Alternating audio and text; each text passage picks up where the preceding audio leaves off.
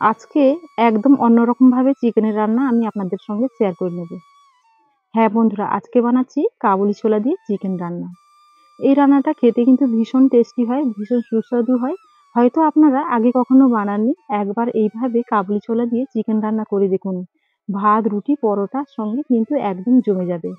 আপনারা প্রথম থেকে শেষ পর্যন্ত পুরো রেসিপিটি দেখতে থাকবেন। নমস্কার, আমি পিঙ্কি, আপনারা দেখছেন পিঙ্কি ভিলেজ কিচেন। উনুনটা ধরিয়ে কড়াটা বসিয়ে দিলাম। এখানে কাবুলি ছোলাগুলো আমি কিন্তু আগে থেকে জলের মধ্যে ভিজিয়ে রেখেছিলাম। দেখো কেমন বড় বড় হয়ে ফুলে গেছে। আর এগুলোকে এভাবে ভিজিয়ে রেখে দিতে হবে। আমি এখানে প্রায় 4-5 ঘন্টা ভিজিয়ে রেখে দিয়েছিলাম। আর এখন জল থেকে ছেঁকে কড়ার মধ্যে দিয়ে দেবো সেদ্ধ করার জন্য। এখানে আমি 200 গ্রামের মতো কাবুলি ছোলা নিয়েছি। এবার ঢাকা দিয়ে সেদ্ধ করে নেব।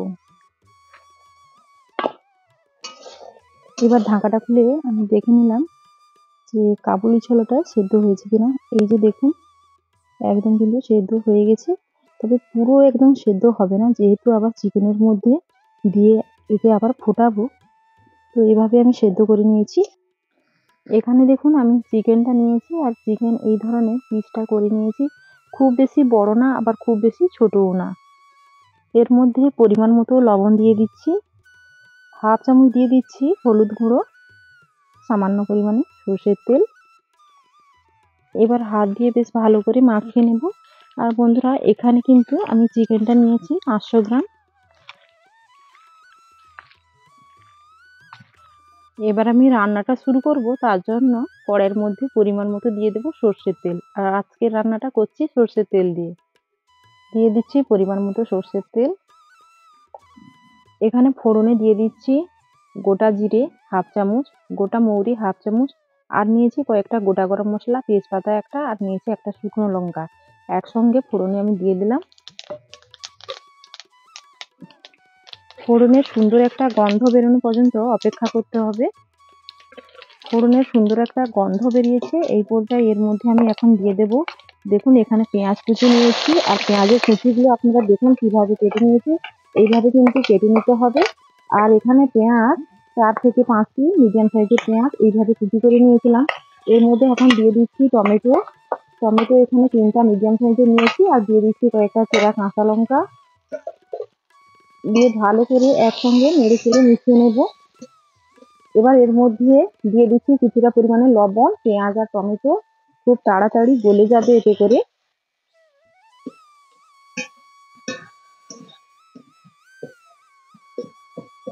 পেঁয়াজ আর টমেটো বেশ দেখুন সুন্দরভাবে কিন্তু গলে গেছে। পেঁয়াজ আর টমেটো কাঁচা গন্ধটাও এখানে চলে গেছে। বেশ সুন্দর করে আমি কষিয়ে নিয়েছি। এবার এর মধ্যে দিয়ে দিচ্ছি 3 চামচ মতো আদা বাটা। এবার দিয়ে দিচ্ছি 2 চামচ রসুন বাটা। দিয়ে ভালো করে একসঙ্গে কষিয়ে নেব।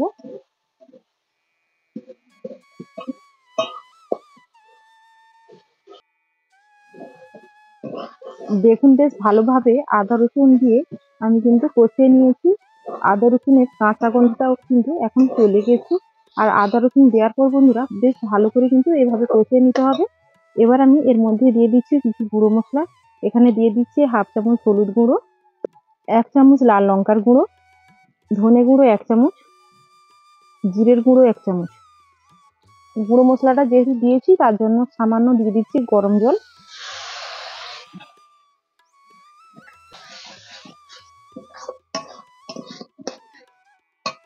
এক চামচ দিয়ে দিচ্ছি কালারের জন্য কাশ্মীরি চিলি পাউডার। এবার বেশ ভালো করে কষিয়ে নেব।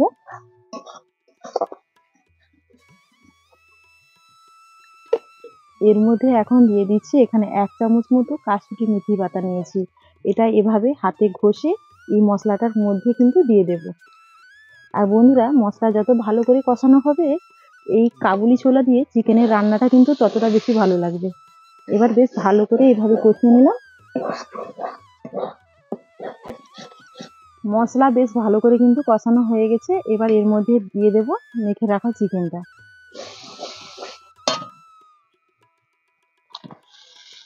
এবার একসঙ্গে নেড়ে চেড়ে মশলার সঙ্গে চিকেনটাকে কষিয়ে নেব।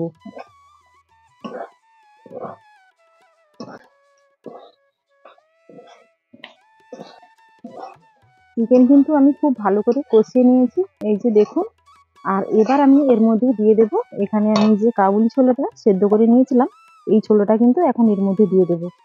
এই যে ছোলার জলটা সমেত আমি দিয়ে দিলাম। ছোলার জলটা না ফেলে এই রান্নার মধ্যে দিয়ে দিলে রান্নার টেস্ট কিন্তু অনেক বেশি ভালো হয়। যেহেতু ছোলা আমি সেদ্ধর সময় লবণ দিইনি, তার জন্য এখন স্বাদ মতো লবণটা দিয়ে দিলাম, স্বাদ মতো চিনি। এবার নেড়ে চেড়ে একসঙ্গে মিশিয়ে আবারও কিছুক্ষণ আমি কিন্তু কষিয়ে নেব।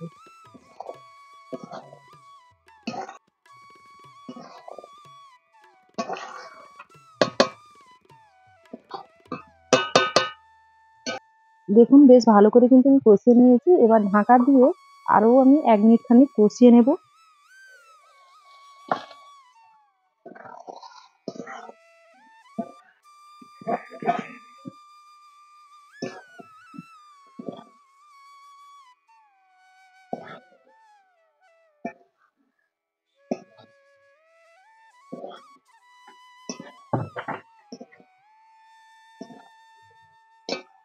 বেশ ভালোভাবে কিন্তু আমি কষিয়ে নিয়েছি। এবার আমি এর মধ্যে দিয়ে দেব গরম জল পরিমাণ মতো সেদ্ধ হওয়ার জন্যে।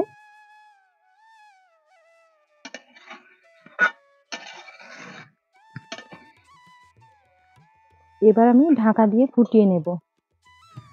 বেশ কিছুক্ষণ আমি ফুটিয়ে নিয়েছি, এবার আমি ঢাকনাটা খুলে নিচ্ছি। এই যে দেখুন,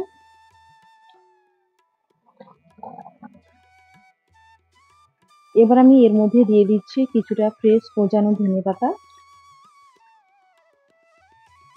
1/2 চামচ দিয়ে দিচ্ছি গরম মশলার গুঁড়ো।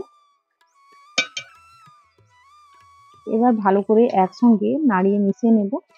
বন্ধুরা দেখুন, এই যে গ্রেভিটা আছে এতটাই গ্রেভি আছে, তবে এটা গরম থাকাকালীন গ্রেভিটা এতটা আছে। আর উনুন থেকে যখন আমি কড়াইটা নামিয়ে রেখে দেবো তখন ঠান্ডা হয়ে গ্রেভিটা অনেকটাই গাঢ় হয়ে যাবে। তো এখন আমার কিন্তু রান্না এখানে কমপ্লিট হয়ে গেছে। এখন আমি উনুন থেকে কড়াইটা নামিয়ে নেব।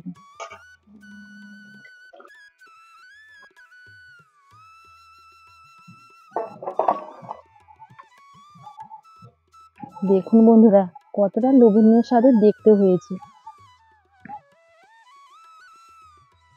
বন্ধুরা আপনারা পুরো রেসিপিটি দেখলেন। এই রেসিপিটি কতটা লোভনীয় স্বাদে তৈরি হয়েছে।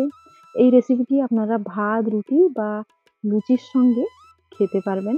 খুবই জমে যাবে এই রেসিপিটি থাকলে। লুচি খাওয়া তো একদম মানে বলাই নয়। মানে একদম দারুণ একটি ব্যাপার এই রেসিপিটি দিয়ে লুচি খেতে। আর বন্ধুরা এই রেসিপিটি কেমন লাগলো ছোট্ট একটা কমেন্ট করে কিন্তু আপনারা অবশ্যই জানাবেন।